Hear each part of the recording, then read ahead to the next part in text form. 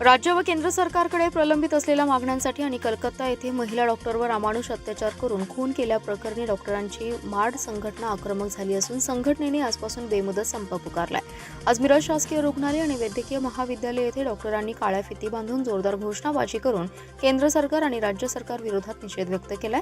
केंद्रीय प्राधिकरणाकडून कलकत्ता येथील गुन्ह्याचा तात्काळ निष्पक्ष आणि पारदर्शक तपास करावा आणि आंदोलन करणाऱ्या सहकाऱ्यांवर पोलीस अत्याचार करू नका। केंद्रीय आरोग्य सेवांच्या अंमलबजावणीला गती देण्यासाठी तज्ञ समितीची स्थापना, डॉक्टरांसाठी संरक्षण कायदा पूर्णपणे कार्यरत सीसीटीव्ही आणि सुसज्ज रक्षकांसह सुरक्षा उपायांमध्ये सुधारणा करणे, निवासी डॉक्टरांना दर्जेदार वसतिगृह तसेच कॉल रूम्स उपलब्ध करून देणे।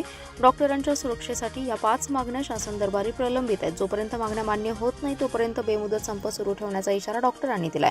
रुग्णांची गैरसोय होऊ नये यासाठी अत्यावश्यक सेवा सुरू ठेवून डॉक्टरांनी आंदोलन करत रुग्णालयाचे अधिष्ठाता डॉक्टर प्रकाश गुरव यांना निवेदन दिले। यावेळी संघटनेचे अध्यक्ष डॉक्टर अमोद भडभडे यांनी ही माहिती दिली।